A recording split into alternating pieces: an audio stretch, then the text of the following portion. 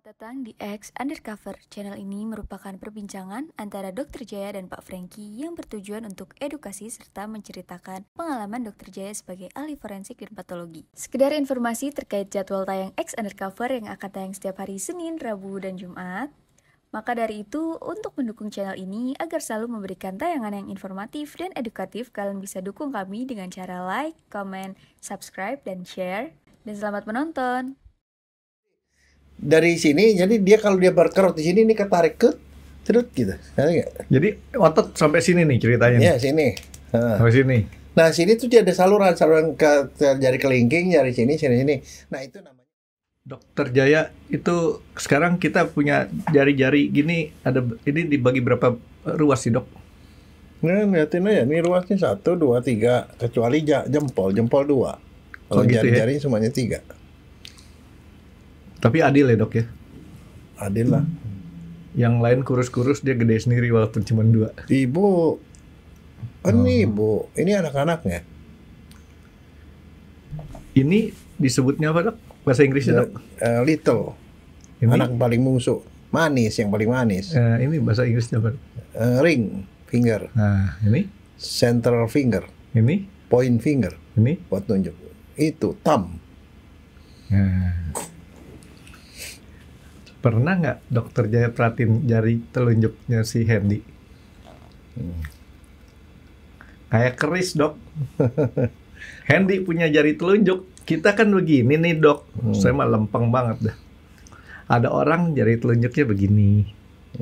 Hendy kayak apa? Kayak ini, kayak apa? Kayak keris. Begitu.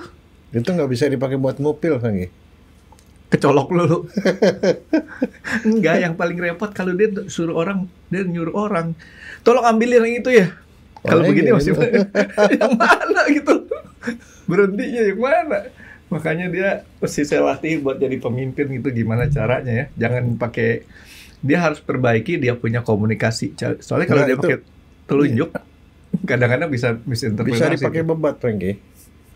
Ada sarung tangan yang cuma 1 biji doang gitu loh. Oh, iya. Atau pakai itu peralatan sulap. Peralatan sulap tuh ada yang ngebungkus jari. Jadi nanti si Hendy pakai gituan. Tapi ibu-ibu ada yang begituan, buat orang ibu penyulam.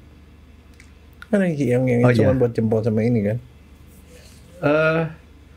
Buat ngejahit sama itu. Kalau dia jahit yang kainnya keras-keras tuh.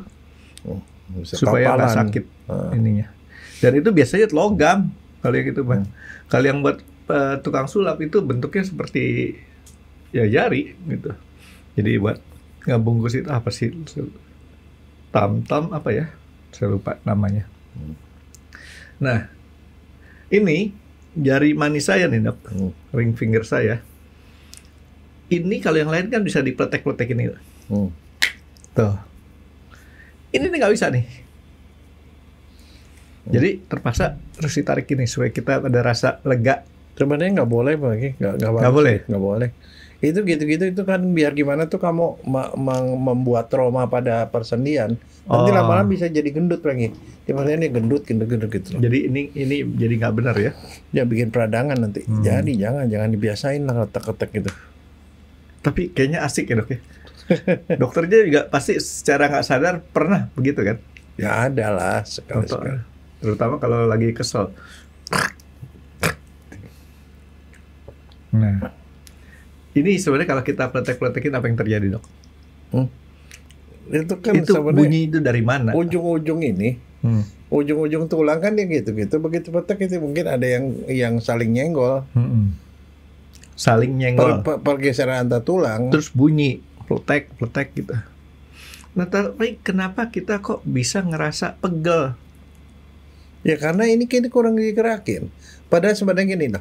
Jadi bagian manusia yang paling banyak sarafnya itu adalah tangan, Franky. Karena tangan kita itu beda sama monyet. Monyet itu cuman nggak pemakaiannya cuma sedikit. Kau bayangin dengan tangan sekecil ini kita bisa nulis tebal tipis. Bisa apa yang kecil-kecil, bisa ngukir, bisa apa. Jadi ini kemampuannya tinggi sekali. Makanya saraf dan pembuluh darah segala macam banyak sekali di sini. Ke jari-jari tangan kita, bukan jari kaki ya dok ya? Jadi kalau di otak kita itu ada gambaran tuh sarafnya ke yang ngurus tangan. Tuh tangan tuh gede, Franky, di sini. Di otak kita tuh. Ini yang ngurusin tangan tuh gede. Bagian otaknya tuh gede di tengah sini. Dokter Jaya pernah lagi nggak ada kerjaan nggak? Enggak. Kalau lagi nggak ada kerjaan, dokter Jaya kalau lagi otopsi orang, diukur itu saraf itu berapa meter panjangnya, Dok? Oh, panjang sekali, Franky. Panjang ya. Karena saya pernah nonton pembuatan pesawat terbang itu kabel yang dipakai di pesawat terbang itu kilometeran. Nggak, tapi sekarang begini. Kamu tahu kapan mengurai kabel nggak? Mengurai kabel artinya? Ada kabel nih, kabel kan yang kecil ada yang gede. Kalau kabel yang kecil kan isinya tuh serabut. Di luarnya dikasih isolator kan? Iya. Nah, terus kalau kabel yang gede itu kabel tunggal sama kabel serabut kan, Dok? Nah, iya. Nah, kalau yang gede itu yang kabel kecil-kecil dikasih selaput lagi lebih gede lagi kan di luar. Kabel yang gede yang hitam yang buat PLN itu. Iya. Iya. Tahu nggak itu dibikin dari mana? Tembaga. Saraf. Saraf manusia persis seperti itu. Itu meniru saraf. Makanya saya tanya. Jadi kalau kabel yang kecil itu ya, itu isinya kabel itu sarafnya dikasih bungkus. Itu di kabel kecil. Tapi kalau kan kabel kecil lama-lama gabung jadi kabel gede kan. Nah, kabel gede itu isinya adalah kabel-kabel yang kecil-kecil tadi, tapi dibungkus jadi satu. Itu yang tadi saya bilang sama dokter, kalau nggak ada kerjaan, Dok, pada waktu otopsi orang diukur tuh, Dok. Berapa meter? Ya kan lagi nggak ada kerjaan, Dok. Enggak, tapi yang namanya kabel-kabel yang kita buat itu untuk listrik itu sama persis seperti meniru kabel yang ada di manusia. Nah, sekarang nih, kita nih lagi otopsi nih, atau saya lagi mau formalin nih. Dibuka kan di paha sini. Ada tiga benda panjang. Kalau saya raba keras seperti kabel, itu saraf, Franky. Warnanya putih. Kayak saya raba putih, saya raba begini-gini, saya potong begini-gini, kelihatan dia sepertinya berlubang. Ada lubangnya. Nah, kita lihat warnanya. Kalau warnanya putih, itu pembuluh nadi, darah. Kalau saya liatin warnanya ungu, itu pembuluh tipis, itunya lebih tipis. Itu pembuluh balik. Jadi itu selalu tiga itu. Vena, aorta. Oh, bukan. Arteri, pembuluh balik sama saraf. Itu selalu bertiga di mana-mana. Kompak ya? Enggak. Tapi jadi artinya kalau saraf itu keras karena isinya itu kabel-kabel yang memang padat, itu isinya listrik lewat situ. Kalau yang dua tadi yang ada lubangnya itu isinya darah. Kalau yang pembuluh balik warnanya biru. Kenapa? Tipis. Darahnya kelihatan ada biru. Tapi kalau yang ini ya darah merah jadi kelihatan darah biru gitu. Kalau yang ini tebal dindingnya itu pembuluh nadi. Jadi setiap orang punya darah biru dong, Dok? Oh iyalah. Jadi setiap orang keturunan bangsawan. Enggak, tapi pembuluh balik itu selalu warnanya biru. Ini yang nongol-nongol ini balik nih kan ada biru nih. Biru kehijauan kan. Ya kayak gitu. Jadi ini pegel gara-gara sarafnya tadi, Dok. Apa? Pegel tadi kenapa, Dok? Ya, sebenarnya sendi-sendi ini kan mestinya digerakin. Kalau kita ada kurang gerak tadi, Dok. Kurang gerak. Nah, terus tahu nggak kalau di sini tuh apa yang terjadi? Di sini tuh ada urat. Di sini di sebelah telapak kita ini ada otot. Di dalam? Di sini, di dekat penggelangan sini ada otot. Tapi ototnya itu kan harus menggerakkan ini kan. Kalau dia kesininya sampai ke jari-jari itu diisi sama otot, jadi tebal, Franky, tangan kita gede. Jadi bukan tangan, jadi kayak pisang gitu nanti. Nah, makanya dari sini dia lari ke sini jadi urat. Urat itu adalah sebenarnya kepanjangan dari otot, tapi bentuknya seperti kayak kabel. Tapi itu bukan saraf. Urat kepanjangan dari tendon. otot. Kepanjangan dari otot yang nempel ke sini, dia ke sini. Ke sini. Jadi dari sini, jadi dia kalau dia berkerut di sini, ini ketarik ke cerut gitu. Jadi otot sampai sini nih ceritanya. Ya, sini. Sampai sini. Nah, sini tuh ada saluran ke jari kelingking, jari sini. Nah, itu namanya urat. Jadi urat nggak ada di sini. Ya justru ini ada urat. Sini? Jadi kepanjangan dari otot di sini ke sininya urat, bukan otot. Sini nggak ada urat. Apa? Enggak, urat itu cuma ada di ujung-ujung. Ujung-ujung. Jadi artinya. Jadi nih, misalnya nih kita punya otot bisep nih. Iya. Ini bisep, begitu dia nempel ke tulang, itu urat. Kalau saya kan supir akap dok, ini jalan gedenya si otot ya dok ya. Ini Begitu gang-gang segala macam, urat. gang, jalan-jalan kecil itu si uratnya gitu dok ya. Iya, pokoknya dia gitu dia mau mengecil urat. Nah, urat itu untuk narik sendi supaya ngelekuk. Nah, gitu kamu nih. Nah, jadi di sini ada 8 urat nih ke masing-masing 5 urat masing-masing jari kan. Nah, supaya dia uratnya itu kagak kemana-mana, diikat di sini, di pangkal, ikat. Siapa yang ikat dok? Ada ikatannya, ada bungkusnya. Ada. Nah, jadi begini lah. Saya kebayang gak sih? Ini ada urat nih. Kalau saya mau gerak ini, tarik ini, ke gitu. Nah, ini dia mesti lewatin ini ada benangnya nih. Sama seperti kamu punya layang-layang kan, kalau ditarik kan dia gerakkan. Ini juga gitu. Ini dia bisa melakukan gini nih. Urat, nah dia terikat di setiap ruasnya itu terikat. Jadi kalau tarik klik tuh nih. Jadi robot-robot yang dibikin sama orang meniru itu ya dok ya. Saya perhatiin soalnya tetap ada kabelnya banyak dan bisa begini. Uratnya itu ada di ujung, di tengah, di sini, dan semua urat itu diikat sama yang namanya selubung. Nah jadi seperti gini loh Franky. Ini uratnya itu gini, selubungnya itu di tengah. Gitu. Jadi kalau ditarik ini dia bengkok. Pinter ya. Karena kalau enggak nekuk lagi. Padahal nekuk ini kita penting kan. Kadang-kadang mau nyubit orang. Ungkapannya kok begitu dok, kok nyubit orang. Iya kan, kalau dipajang mungkin nggak bisa nyubit lagi. Ambil barang pakai sumpit gitu. Pakai sumpit. Terus kalau kita mau buka kunci kan ini juga mesti pegang ini kan. Ini kan perlu gerakan ini nih. Ini mesti menggerakkan supaya ini tuh bisa menekuk. Nah, faktor ketenaganya dok. Kan kita nih nekuk nih, kalau cuma sekedar nekuk, cuman begini doang nih kan kita pegang bisa jatuh. Tapi kok tahu-tahu bisa keras, itu yang berfungsi siapa? Si uratnya tadi? Iya, uratnya itu uratnya ada yang nempel ke sini. Ini jadi satu, tapi ini urat. Nah sekarang gini, ini ada satu menarik nih ya soal gerakan tangan nih. Tahu nggak kalau di kedokteran untuk jadi ahli tangan itu kamu sekolahnya panjang Franky. Sekolah dokter 6 tahun.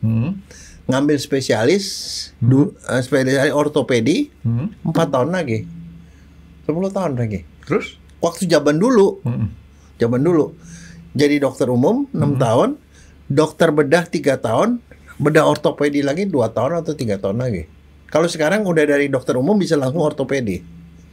Nah ortopedi setelah itu memperdalam lagi khusus ahli tangan. Ada ortopedi tangan khusus. Saya keburu capek kali dok belajar dok. Enggak, makanya maksudnya ini rumit Franky. Kebayang nggak? Saking rumitnya tuh sekolahnya sama gitu. Jadi ini ortopedi tangan. Nah sekarang begini, pernah nggak ngelihat atau ngalami orang sekali waktu itu tangannya bengkok ini nggak bisa dilurusin lagi, bengkok keras atau sini, bengkok ini nggak bisa dilurusin begini kletek berbunyi. Nggak pernah sampai kayak begitu, tapi kalau cuman sekedar tiba-tiba kaku, satu kaku nih begini nih, ini nih di posisi. Enggak sih, saya belum pernah dan saya belum pernah ngalamin, belum pernah lihat. Tapi ada banyak orang yang mengalami itu, Franky. Pasti kalau dokter ngomong gitu pasti karena itu pasti ada orang yang hasil apa namanya penelitian tadi. Karena begini, kita kan banyak menggerakkan ini. Mestinya itu tidak masalah. Tidak masalah sejauh nih. Ini ada sarung, ini urat nih. Sarung sama urat, pokoknya maksudnya uratnya tuh masih bebas lewat keluar masuk si sarungnya kan. Kebayang nggak kalau sarungnya bengkak? Nggak bisa ketarik, dia udah nggak bisa tarik mulur, dia udah begini, dia nggak bisa balik. Tapi tunggu. Saya pernah ngalamin kondisinya tapi beda. Saat itu Saya pertama kali saya main golf di Amerika. Di Indonesia itu kan kita biasa pakai sarung tangan kiri doang. Kanan nggak pakai.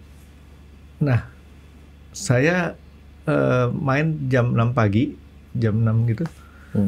Suhunya dingin banget, Dok. Jadi, pantesan kalau dulu saya waktu sekarang sih udah pinter. Dulu kalau saya perhatiin orang kenapa main golf pakai jaket segala macam ya, pakai kayak ternyata memang dingin banget. Dan saya saat itu nggak siap dengan dinginnya. Akibatnya waktu saya pegang dia punya stick begini, nggak bisa saya lepas, Dok. Ya itu dia. Tahu nggak? Itu karena dingin banget. Nah, hal itu dialami oleh 2-3% manusia, salah satu minimal 1 kali seumur hidupnya, Pak. Iya, sekali doang sih. Habis dari itu saya pakai sarung tangan kiri kanan. Cukup memenuhi kan. Pakai sarung tangan kiri kanan. Itu saya mau lepas, aduh. Nah, pertama kalau mau ngelepas sakit. Kadang-kadang sakit, Pak. Tapi kadang-kadang kalau kamu pasangin lepas gitu, kletek kamu bunyi.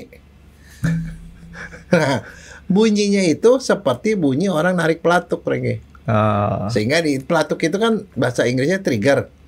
Itu namanya penyakit trigger finger. Aduh, dokter jangan sampai ngalamin kayak saya tuh, buset, malu banget. Itu namanya jari pelatuk, Renge. Ngelepasnya itu buset. Nggak bisa lepas. Dia bengkok gini, nggak bisa lepas. Kadang-kadang lama-lama dia bisa lepas sendiri, tapi kadang-kadang kita harus bantu dengan tangan gitu, kita lurusin. Nggak bisa, Dok, yang kiri kan begini. Yang kiri begini gini, lepasnya gimana cerita ini? Akhirnya ngotot, lepas juga akhirnya. Setelah itu tangan masuk ke kantong terus dipakai mukul, baru kita gituin lagi. Aduh, benar-benar deh. Itu namanya trigger finger, Rengge. Kenapa disebut trigger? Karena itu dia seperti kayak orang kalau pegang pistol ya. Kan trigger diangkat gini. Nah itu. Dan kenapa disebut trigger finger? Karena setelah itu kalau mau dilurusin bisa berbunyi kletuk gitu, seperti kayak orang kletok gitu kan, kalau orang menembak itu kan ada bunyi kan, klik. Itu disebut trigger finger. Penderitanya cukup banyak, tapi mostly tidak apa-apa sebenarnya.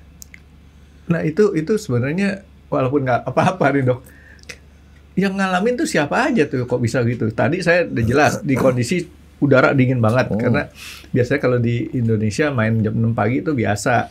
Di sana jam 6 pagi itu nggak tahu minus berapa kali ya. Dingin banget. Nah, yang mengalami itu siapa aja, Dok, biasanya? Setiap orang ya. Ini begini. Itu biasanya ke orang yang melakukan satu tindakan repetitif tanpa jari-jari tertentu. Pengulangan. Orang kerja komputer. Komputernya pakai mouse-nya pendek kecil. Dia pegang begini, kebayang nggak? Sakit sini, Dok, saya biasanya. Ya, tapi ada beberapa orang begini kaku gitu, dia nggak bisa lurus, Rengge. Nah, dia kebayang nggak, satu hari itu paling sedikit 8 jam dia pegang mouse. Buset. Itu banyak kan? Orang ngetik kan dia begini. Jadi dia jari ini terkena trauma yang repetitif berkali-kali. Itu kalau orang di modern ya. Main HP kalau HP apa? Orang saya liatin pakai HP begini, jempolnya. Itu jempolnya bisa nggak balik tuh lagi. Begini. Aku. Ada yang cepet banget tuh pakai jempol tuh. Ya iya. Ya itu jempol. Pakai mouse, ketik itu sama. Apalagi orang yang suka main musik, Rengge. Main musik ini. Gesekin tangan begini. Biola. Main bass, saksofon. Bass di sini, Dok. Enggak di sini.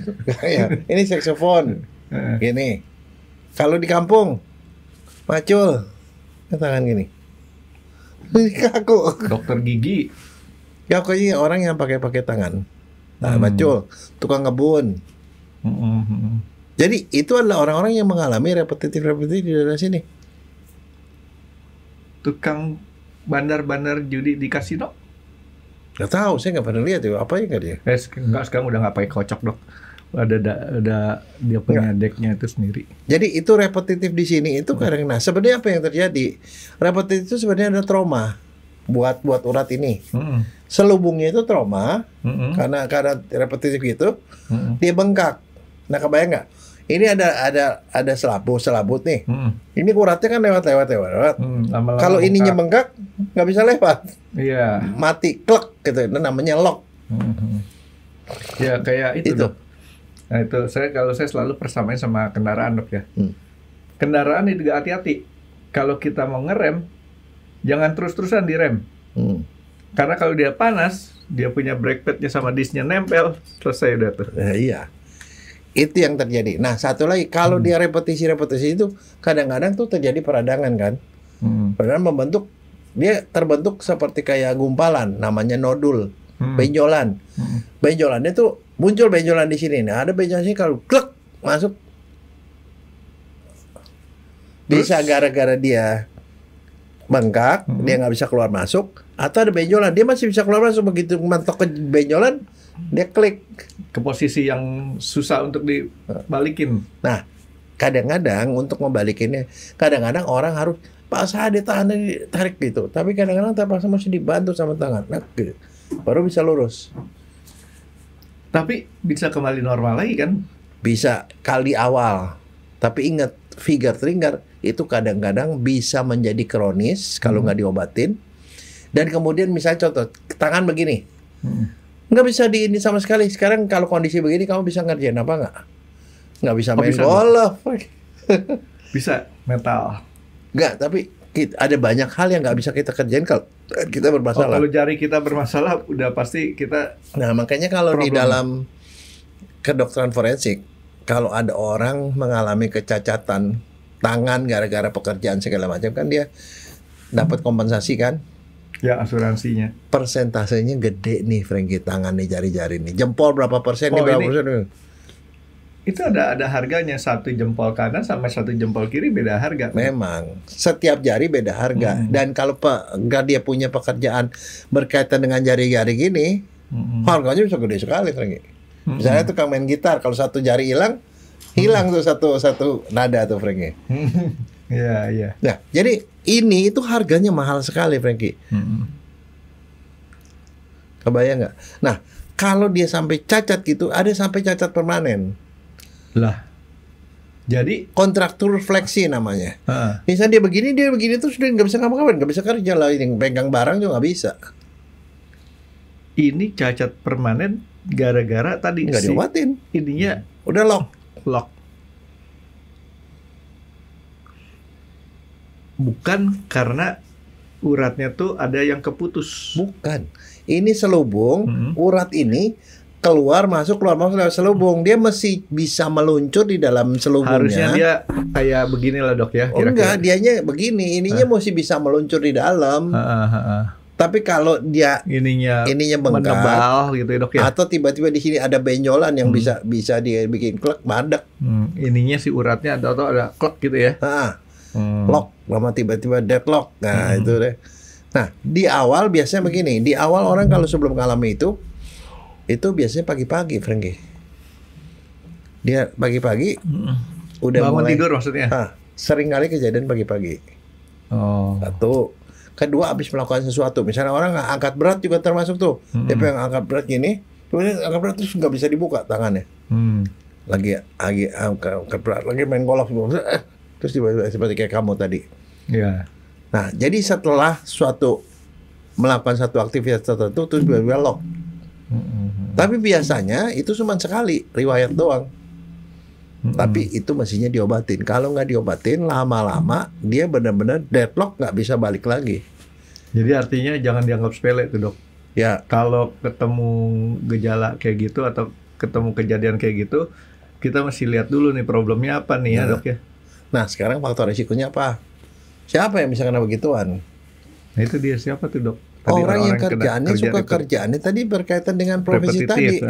Repetitif, tukang janggul, tukang kebun, programmer atau yang administrasi lah, yang administrasi yang main-main di tangan, pemain musik, yang begituan. Tapi juga ternyata dia disebabkan juga oleh penyakit tertentu.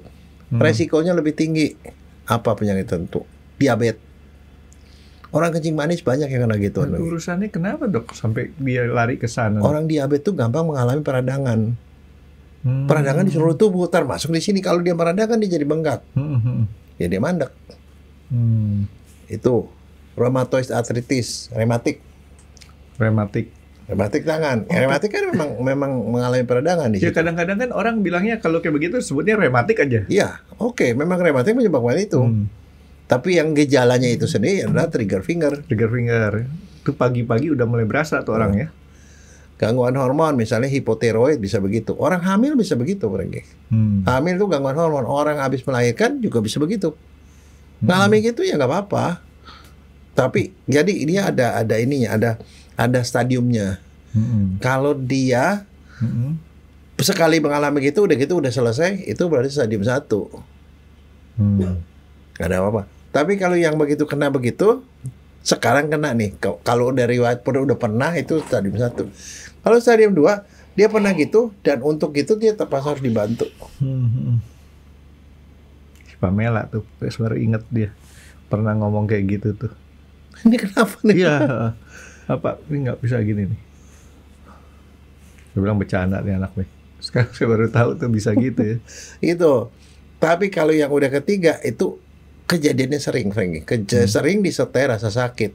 Jadi dia gitu. Jadi tangan, jari-jari tuh tiba-tiba terhenti pada posisi bengkok. Nggak bisa dilurusin. Dan kalau dipaksa dilurusin, kadang-kadang keluar bunyi klik. Terus kadang-kadang sakit di situnya. Kadang-kadang disertai rasa sakit. Pada beberapa orang kalau dia udah kronis, di jari yang kena ini, di sini tuh kalau kita raba tuh ada benjolan. Nah itu benjolan itulah yang mandek itu loh. Kapalan? Bukan? Bukan. Ada benjolan di dalam. Kita raba ada benjolan. Nah benjolan itulah yang bikin dia mampet. Tapi dok, balik ke awal dok, si Hendy kenapa jadi kayak keris gitu dok ya? Itu ada trauma di sana sini berarti dok ya? Nggak tahu, itu mungkin juga keturunan, itu herediter, bawaan. Bawaan. Itu masih ditahui. Itu beda ya sama yang kita bahas sekarang ya? Kalau ini tuh sebenarnya orang itu tidak apa-apa, tapi pada suatu posisi, ya? Waktu kondisi bengkok dia stuck, berhenti di posisi bengkok. Ini ya terus dok. Iya. Jadi itu ada sih. Jadi kalau ada gitu, kalau sampai dia mengganggu. Nah, kalau udah stadium 4, itu stadium 4 tuh udah nggak bisa balik sama sekali, itu permanen. Jadi kayak kondisi begini atau dia begini. Jadi sebenarnya semua jari biasanya bisa, tapi yang paling seringnya 3 jari ini. Telunjuk, tengah, sama ini. Ini yang banyak kepake nih, dok. Ya, ini tuh yang paling sering. Kadang-kadang jempol juga untuk orang yang suka main-main jempol, Franky. Nah, kalau jempol itu juga susah. Kalau kayak begini kamu susah ngapa-ngapain. Orang ini kalau udah sampai kena udah stadium 3 aja ya. 3 masih bisa balik artinya. Itu aja kadang-kadang mau buka kunci nggak bisa. Pegang barang nggak bisa, jatuh. Nggak bisa pegang barang, nggak bisa pegang kunci. Ya ada banyak kerjanya nggak bisa dilakukan, misalnya ngetik nggak bisa, apa segala macam. Nggak nyaman lah ya ngerjainnya ya. Dia tidak nyaman dan sakit, dan itu tidak enak sama sekali, Franky. Oh banyak ya yang kayak gitu ya. Banyak. Laki perempuan nggak ngaruh ya? Nah, perempuan lebih banyak, Franky. Perempuan itu 2-6 kali lebih banyak dari laki-laki. Alasannya dok? Hormon. Katanya pengaruh hormon. Makanya kalau orang hamil sama habis melahirkan juga bisa kena hormon. Yang berikutnya adalah usia, Franky. Penyakit orang dewasa nih dok ya? Dia 40-60 tahun yang terbanyak. 40-60. Jadi di atas 40 tahun baru kena. Terus tadi kan penyakit kencing manis sama rematik, rheumatoid arthritis. Dan ya itu tadi repetitif. Kalau orang kena trauma di daerah tangan, ya itu juga resiko. Jadi yang paling banyak sih karena lakukan repetitif, gerakan-gerakan yang berulang yang membuat ini tuh si yang bungkusnya tadi jadi problem tuh dok ya? Bengkak. Paham deh. Terus dok, kalau kita misalnya kita udah sampai stadium 1 lah dok. Ya stadium 1, nggak apa-apa. Kita tahu-tahu kita sadar nih, oh kayaknya kita pernah dengar penjelasan dokter Jaya. Harus kita ngapain dok? Ya pergi ke dokter. Oh nggak cukup dengan istirahat aja? Nah sekarang gini, kalau pas kena gitu, dia gini, kena begini. Ya kita usahain dia ini sendiri. Tapi kalau nggak bisa kita bantu sama tangan yang satunya dilurusin. Terus udah jangan lakukan lagi kegiatan itu. Kalau ini sebabnya gara-gara kamu pegang misalnya barbel. barbel. Ya udah jangan pegang barbel dulu untuk sementara. Jangan dipakai nih, tangan istirahatin. Dengan diistirahatkan lama-lama bengkaknya hilang, dia akan kembali normal. Oke. Jadi kalau kita nggak mau ke dokter, kalau masih stadium 1 nih dok, cukup istirahat aja dok ya. Usaha dibalikin istirahat. Terus apa lagi? Ya sekitar mungkin jangan cuma 1 jam 2 jam, tapi mungkin seminggu 2 minggu lah ya, dok ya. Oke. Terus yang bisa mengurangi apa? Direndam. Pakai air? Bisa air dingin, bisa air panas. Dua air hangat dok. Hangat. Air dingin, air hangat. Air dingin kenapa? Karena ada meredakan rasa sakit. Air hangat bisa, karena ini kan peradangan. Peradangan itu kalau kena hangat dia nggak mau keluar ini kan. Kalau peradangan kan berarti pembuluh darahnya melebar semua di sini. Makanya melebar semua, makanya jadi panas, sakit. Kalau dikasih air hangat, badan bilang hangat tuh, jangan buang-buang panas berlebihan. Jadi dia akan mengunjupkan pembuluh darah. Jadi darahnya ditarik dari sini, jadi radangnya berkurang. Kalau kita gosokin sama krim-krim untuk penghilang sakit, bisa penghilang sakit, bisa. Jadi bangsa kayak model Voltaren, Trim apa yang gitulah. Obat-obatnya kan kalau olahragawan kan ada tuh, yang disemprot, obat oles, semprot atau apa yang bisa ngurangi sakit bisa. Itu buat pengawasan. Tapi begitu kita harus istirahatkan tangan kita, jangan sering dipaksa terus. Nah, kalau kita punya penyakit rematik, ya penyakit rematik diobatin dong. Kalau kencing manis, ya kencing manisnya diobatin dong. Jadi akarnya, si penyakit itu dua mempercepat timbulnya tadi dok ya. Resikonya jadi lebih gede, jauh. So, kalau perempuan, ya nggak bisa ganti kelamin kan? Iya dong. Iya dok, perempuan tuh umur nggak bisa ini kan? Ya tadi artinya kalau penyebab repetitif, ya hilangnya repetitifnya. Kalau itu misalnya contoh gara-gara dia main biola, ya stop dulu, istirahat dulu lah, jangan dipaksa. Nyetir dok, nyetir enggak kali ya, kan cuma pegang begini doang nih. Nggak sama, itu kan repetitif. Kalau kamu pegang begini, kalau orang bukan nyetir kan dia nggak akan begini terus lagi. Enggak, biasanya kalau saya nyetir tuh gantian, tangan kiri, tangan kanan gitu kan udah. Enggak, apalagi kalau kamu nyetir 2 kali, Pamela 5 kali ya, kamu nggak bakal kenal lah. Yang kenal sih Pamela, bukan kamu. Ya, itu bener nyetir. Nah, tapi memang teknologi mobil sekarang tuh banyak bantu kita dok. Nyetir, kita cuma pencet dia udah. Apalagi kalau pakai Lexus ya, apalagi kalau pakai kit. Ya itu tik udah tanda di jalan sendiri. Saya nggak pernah nyetir Lexus, jadi kalau pakai kit saya nonton filmnya tuh dok. Oke, jadi orang-orang yang kerjanya tuh di memakai ini jari-jari. Nah, tapi ada satu yang bisa dicegah, Frankie. Main HP itu loh, main HP ini lama-lama nih. Itulah sebabnya. Ini bisa trigger finger di jempol loh, Frankie. Itulah sebabnya kalau orang udah ngechat ke saya tuh pakai HP, saya bilang saya telepon aja ya. Soalnya saya pertama adalah jempol saya gede-gede gini, mencetnya kecil-kecil. Enggak, tapi yang hebat ya, saya beberapa kali lihat ya, cewek-cewek itu bisa cepat sekali loh, gitu. Kadang-kadang nggak ngelihat, dia bisa hurufnya tepat. Saya lagi berpikir ya, ke depannya keyboard nggak perlu kayak gitu. Dia pakai Bluetooth ke komputer, terus ketiknya pakai panel HP-nya aja gitu. Jadi sama tuh, bisa lebih cepat lagi bahkan daripada dia begini. Lebih cepat lagi kalau kita ngomong langsung diketik sendiri sama dia. Ada. itu pakai HP gitu kan. HP kan sekarang kita ngomong dia langsung terjemahin. Enggak, makanya itu jadi kurang itu faktor resikonya. Apa yang penyebabnya kita mesti tahu, dan kemudian kita kurangi itu. Dan harus diistirahatkan sementara. Istirahat tuh membuat dia peradangan tuh mereda. Dok, itu kan tadi dokter bilang kan repetitif. Tidak melihat bahwa dia repetitifnya menggunakan tenaga, power atau enggak. Enggak, repetitif artinya lebih ke arah sering berulang-ulang. Jadi terserah deh, dia mau istilahnya mencengkramnya pakai tenaga atau cuma sekedar begini doang, elus-elus juga dok ya. Sama tuh resikonya ya. Iya. Berarti si tukang urut juga sama tuh dok ya. Mungkin, kemungkinan besar iya. Kan dia kan repetitif. Dia begini, begini, gini gitu ya. Oh. Tapi kalau tukang urut mungkin lebih aman. Karena dia kan sudah langsung kena obat. Tapi dia juga pinter, Frankie, sekali waktu dia nggak pakai gini juga, kadang-kadang pakai punggungnya, pok gitu kan. Iya. Atau pakai ini. Oke. Iya, itu saya jadi ingat fidget tuna lagi dulu. Oke dok, nah sekarang kalau misalkan hormon-hormon tadi nih dok, di perempuan kan resikonya lebih besar nih dok ya.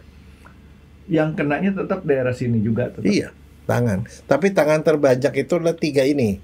Telunjuk, jari tengah, jari manis, juga jempol kalau jempol dipakai. Nah sekarang tadi kan saya tanya kalau stadium 1, awal-awal tuh bisa digituin.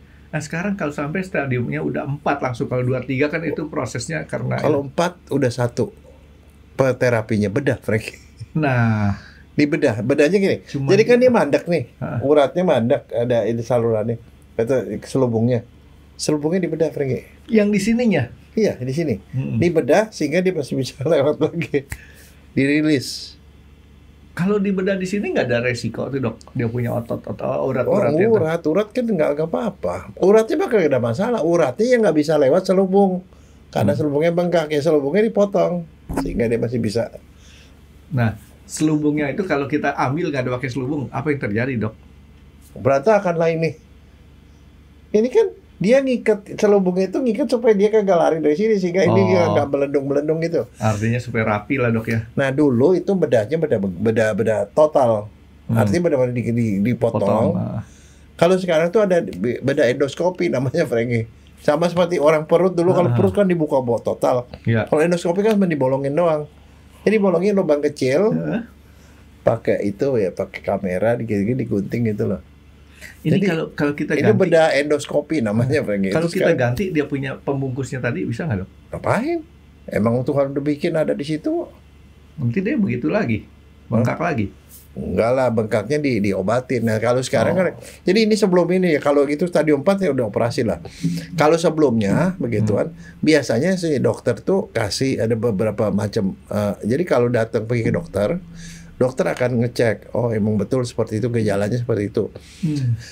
Biasanya kemudian dokter ya bisa melakukan beberapa hal. Dipanasin, bisa dipanasin, bisa dikasih elektroshock pakai ultrasound. Itu memperbaiki inian jaringan supaya jaringannya repair jaringan. Bisa jadi dikasih laser bisa. Itu bisa ngobatin, Frank. Dikasih laser, dikasih elektroshock, ultrasound. Kadang-kadang ada juga yang diinjeksi dengan kortikosteroid. Kortikosteroid diinjeksi, gitu ngilangin radang hilang, dia lancar lagi. Ada juga yang disuntik sama obat analgetik untuk mengurangi rasa sakit atau peradangan. Tapi sekarang ada yang lebih baru lagi, Franky. Disuntik pakai ozon, Franky. Bisa hilang tuh dok? Bisa.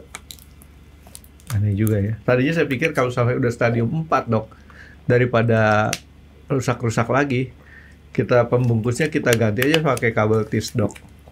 Susah, mendingan diganti sama Bayenik, Franky. Diganti sama jari itu. Tapi nggak bagus itu dok, itu kan cuma ganti dikit. Oh itu jadi kayak Arjuna, Franky. Otot kawan, palung besi. Tulang baja otot kawat dok. Iya. Orang tuh yang di tangan tuh rekonstruksi, makanya that's why itu susah. Maksudnya belajar itu susah, Franky. Ahli ortopedi tangan tuh nggak begitu banyak, Franky. Jadi artinya di sini dok, ini ada berapa pengikatnya? 1, 2, 3? Ada 5. 5? Satu di sini, 2, 3, 4, 5 di sini. Pokoknya di setiap itu ada 2. Oh, 2, 1 sini ya. Jadi di antara buku-buku ini dok ya, berarti ya. Bukannya pas di bukunya ya. Gitu. Itu sama seperti kayak ini loh, Franky. Kamu punya kabel lurus. Kalau kan nggak dibungkus kan dia bisa ke mana-mana kan, diklip. Itu dia saya bilang pakai kabel tis aja dong, diganti, di-strot gitu. Ya itu dia yang digitu supaya dia nggak lari-lari itu kabelnya. Bagus juga ide saya, cuman kayaknya nggak umum tuh dok ya. Ya kamu kayaknya bisa jadi dokter ortopedi tangan. Khusus buat tangan. Dikasih garansi, nggak perlu balik lagi karena diganti plastik gitu ya. Oke, nah dok di sini kalau misalnya yang tadi kan dokter bilang tuh tadi otot, urat, saraf sama pembuluh darah. Kesini semua. Ya itu kesini juga semua. Tapi yang ini itu urat, urat itu isinya sebenarnya urat itu kepanjangan dari otot.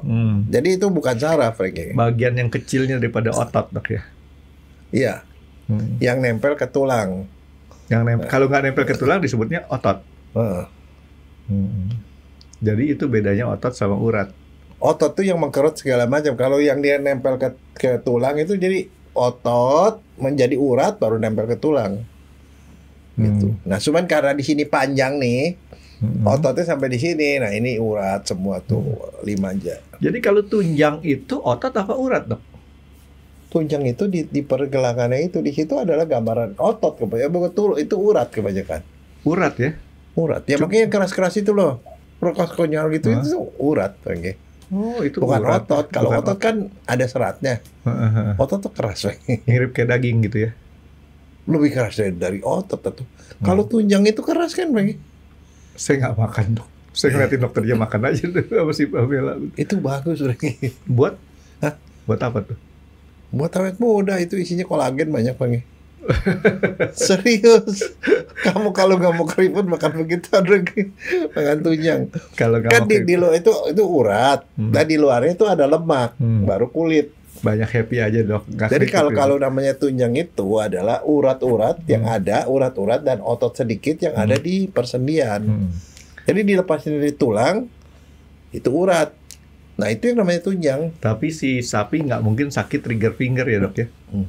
Oh, maka jarinya kagak gede 2 biji doang itu, Dok. Dan kalau monyet juga enggak, Franky. Nah, kenapa?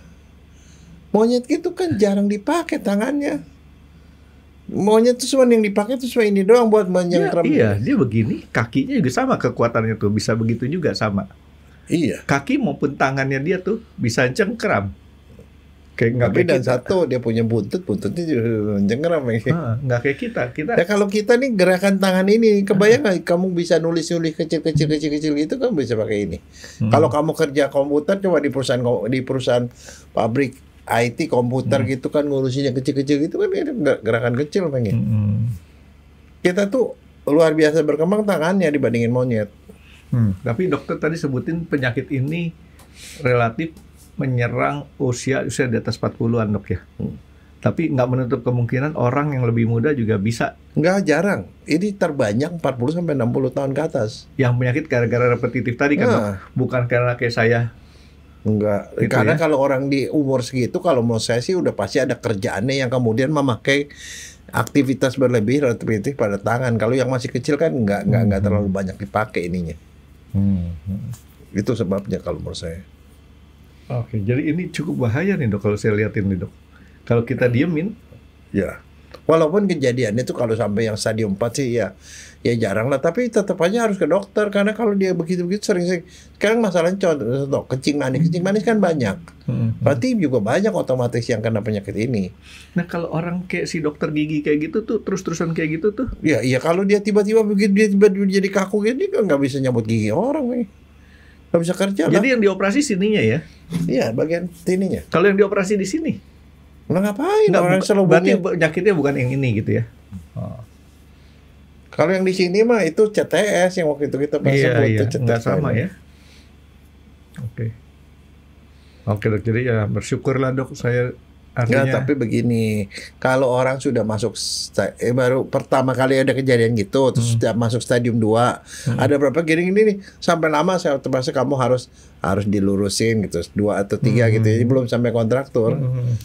Sebenarnya ada beberapa latihan yang bisa dilakukan sendiri di rumah untuk mencegah itu supaya nggak kambuh. Self recovery. Gimana dong? Nih, kalau jempol ya, ini jempol nih. Jempol tuh ada latihan, ada olahraganya. Olahraga itu yang ngajarin dokter itu rehab medik. Ini gini. Oh, bukan begini, Dok ya? Gini. Pegang ini. Satu nih, olahraga satu nih. Gini. Ini latihan nih. Latihan dengan cara begini kan tarik ulut. Jadi dia ngelancarin nih. Nih, satu. Yang kedua, ini pulut bebek. Ini ngelatih yang sebelah sini nih. Supaya lancar kan, berarti kan tarik lancar. Udah gitu, ini tangan ini dari ujung pegang ke sini. Sini. Setiap jari digituin tuh. Kayaknya gampang tapi susah, Dok. Berikutnya ini gini. Ini kan yang berarti kita ngebayang ke sini. Ini, ini kapal. Ini lurus. Nah terakhir ini. Itu dilakukan 10 kali gitu. Beberapa hari dilatih. Jadi itu memperlancar supaya itu. Ntar kita repetitif begitu terus malah sakit juga dok. Enggak. Ini kan gara-gara itu dia kaku gitu. Ada yang repetitif, ada yang enggak. Ini semua. Nih ya saya ulangin ya. Pertama jempol naikkan ke sini. Ini balik lagi ini. Ini lagi jempol gini. Udah satu. Yang kedua ini ujung jari sama ujung jempol. Ini diurutin sampai ke sini. Ini di ujung sampai ke sini. Ini ujung ini. Jadi ini gini bikin dia kompak nih. Oke. Terus ini cocor bebek. Ini. Lagi ini bengkekuk. Tekuk makin banyak ini. Ini lurus. Apa? Terakhir begini. Oh. Gampang. Itu aja latihannya. Dokter tahu tadi waktu saya begini dok. Orang joget dok. Ada jempol. Iya orang joget biasa begini tuh. Ini kalau saya sama cucu saya sih gambarin ada mata, ada hidung, ada mulut. Ngobrol nih. Main wayang patah. Ada satu lagi nih karena tadi dokter nyebutin begitu, itu ada bahasa isyarat. Tahu dok? Apa tuh? Minta tolong. Oh iya. Jadi kalau orang seperti ini artinya dia dalam kondisi yang susah dan mungkin lagi diancam orang, perlu bantuan. Kalau nggak salah. Ayo coba kamu ulangin olahraganya. Hafal dok. Sama nih, yang ini ya. Nih 1, 2, gini. Ya kan boleh diulang, diacak. Yang ketiga gini. Ya ganti jari terus. Ya terus gitu kan. Yang keempat gini. Nah. Gitu dok. Terakhir gini. Nah sebenarnya ada lagi. Nih ada lagi begini Franky. Ini tangan gini. Kalau misalnya saya tuh yang trigger finger yang sebelah sini nih, yang jari tengah saya gini. Naik latihan gini. Atau yang ini. Ya kalau ini. Susah Franky. Ya susah. Nah, gini. Nah itu satu. Yang kedua bisa juga saya gini. Yakin semua. Itu latihannya gitu. Sebenarnya latihannya nggak terlalu banyak, tapi sebenarnya intinya bikin dia fleksi, yaitu ekstensi, fleksi, lekuk gitu ya, diinin. Biasanya seperti itu. Oke. Nah kalau itu dilakukan itu kemungkinan dia kena gitu kecil, karena itu semuanya itu jadi istilahnya dilatih supaya dia lancar, nggak mandak gitu loh. Jadi artinya orang-orang yang terpaksa melakukan pekerjaan repetitif nih dok, lakukan itu supaya dia nggak nyampe ke arah trigger finger, exercise yang tadi, latihan yang tadi itu perlu kita lakukan. Ya exercise satu. Kalau dia misalnya udah sering, udah mandek gitu, kadang-kadang beberapa tuh mesti dipakai bidai Franky, dikasih benda, diikat supaya dia kagak bengkok, diistirahatin dalam kondisi lurus. Mudah-mudahan Sandy denger ya dok ya. Jadi dikasih kayak bidai splint ya, kasih bidai itu diikat gitu. Jadi dia lurus terus. Ini dibiarin gitu selama berapa minggu. Itu bisa gitu. Kadang-kadang bisa juga dia pakai sarung tangan yang agak tebal. Gunanya buat apa sarung tangan agak tebal tadi dok? Supaya dia istirahat dalam kondisi ini. Prinsipnya jangan digini. Diistirahatkan, prinsipnya dia istirahatkan supaya bengkaknya hilang. Bengkaknya hilang nanti kondisi normal lagi. Tahu dok, sarung tangan yang agak tebal apa dok? Yang buat ini motor. Bukan. Apa? Sarung tangan kan kiper hoki dok. Tebal ya? Tebal banget. Sama tinju juga. Tapi tinju ada miring ini ya? Belok begini. Kalau hoki dia posisinya rata gini dok, karena fungsinya buat ngeblok doang. Nah satu, kalau dia terpaksa juga melakukan pekerjaan yang seperti itu, misalnya dia main biola, terus kemudian ya mouse, jadi setelah sekian lama istirahat sebentar, terus latihan peregangan, dan sebenarnya jadi dikasih jeda, jangan di terus forsir. Kalau angkat berat itu ya juga gitu. Artinya berilah kesempatan ini tuh untuk istirahat, karena itu repetitif atau yang olahraga terlalu berat itu bisa bikin sama kayak nyetir lah dok ya, 2 jam sekali istirahat ke rest area gitu ya. Ya. Jadi nyetir 1 jam, Pamela 4 jam, itu kayak gitu lah. Udah pasti gak deh. Enggak. Yang kena si Pamela bukan kamu. Kemarin saya belum lama nih, minggu kemarin dari Senang sono dari Semarang Jakarta saya hajar sendiri aja udah. Tanggung. Enggak capek, cuman berapa? 4 jam. 4 Tapi jam, sebenarnya 10 menit lah. Enggak ini, mestinya 2 jam rest area kencing. Iya, itu maksudnya total 4 jam 10 menit atau 4 jam 20 menit. Ketemu rest area sekitar ya 1 jam 2 jam itu saya berhenti. Ya, 1 jam 2 jam harus rest area. Kalau enggak, terpaksa di bawah tuh mesti ada botol kayaknya. Nggak bisa kan nyetir dong. Disambung ke botol. Selang. Pakai kateter kali dok. Oke dok, jadi ini mudah-mudahan orang-orang yang mempunyai resiko ini sadar nih dok ya. Bagaimana cara pencegahannya. Ya. Ada lain nggak dok? Nggak, itu karena kenapa mesti diomongin itu hal kecil, orang pikir nggak kenapa-napa. Ini kenapa sih begini-gini, orang nggak tahu dok. Ngerti. Dan tadi dokter bilang ya kalau mungkin seperti itu direndam di air panas, di air dingin juga boleh dok ya, supaya dia traumanya hilang. Gitu. Rendamnya 10 menit aja gitu loh. Terus sebenarnya ada berapa obat tradisional yang bisa dipakai, Franky? Yang bisa ngurangin peradangan. Jahe, temulawak. Temulawak lagi dok. Betul. Satunya lagi tuh nggak bawang putih, Franky. Kunyit, Franky. Jadi makan nasi kuning, Franky. Oh gitu. Enggak, serius. Kunyit, temulawak itu adalah 2 kelompok sayur, itu maksudnya bumbu dapur. Itu yang anti inflamasi, Franky. Sebenarnya yang enak sih dok ya, nih cabai besar, bawang merah, terus kemudian jahe sedikit, dicoper, dihancurin, dikasih gula jawa sedikit, gula pasir sedikit, digoreng, jadi sambal dok. Enak dok, kan saya nggak bilang obat, saya cuma bilang yang enak dok. Enggak, ini enggak. Kalau misalnya kayak jahe gitu ya, jahe itu dimakan. Tapi kalau yang lepas lagi sakit begitu, pakai minyak kayu putih juga nggak apa-apa, nggak masalah. Minyak tawon boleh dok ya? Boleh kan aja itu. Panas banget tuh. Beberapa yang ngilangin peradangan tuh yang biasanya dipakai buat anti nyeri-nyeri gitu, itu bisa dipakai lagi. Oke. Ya jadi be careful kalau itu udah berulang. Kalau sekali mah nggak apa-apa. Ini itu, saya mesti kasih tahu juga, ada anak kantor yang sering kali gitu, Pak. Tar dulu ya Pak, nggak bisa kerja. Begini dia. Itu bisa bikin kecacatan sampai nggak bisa kerja loh, Franky. Dan satu, dia nggak bisa megang sesuatu, Franky. Kalau megang sesuatu bisa jatuh. Megang sesuatu nggak bisa buka pintu, kan bahaya. Nggak bisa buka pintu, nggak bisa megang itu. Ya begini aja deh susah nih dok, istilahnya kan. Dan soalnya ini fatal, Franky. Tangan itu adalah sesuatu yang paling perlu. Ini nggak boleh sampai cacat, Franky. Oke dok, mudah-mudahan dok kita bisa jaga ini jari-jari kita. Tapi tadi yang saya bilang olahraga tadi itu bisa kita lakukan walaupun kita belum kena, Franky. Nggak kena. Jadi nggak perlu nunggu kena kan maksud dokter ya? Itu maksudnya supaya ini.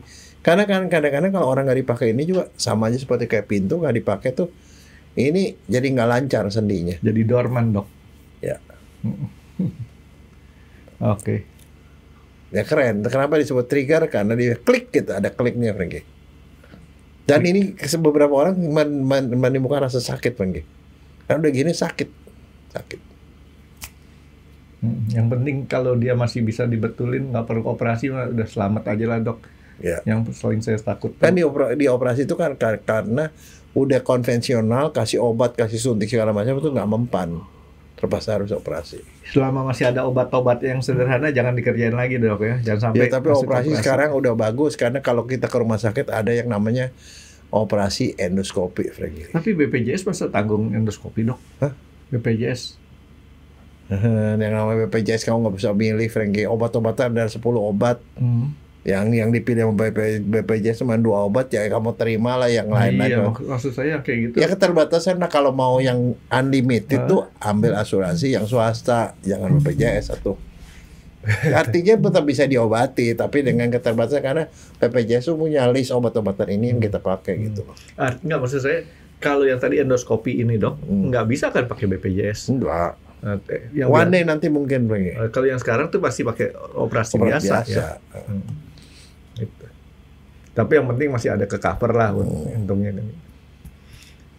Oke dok, kita senam ini dulu dok.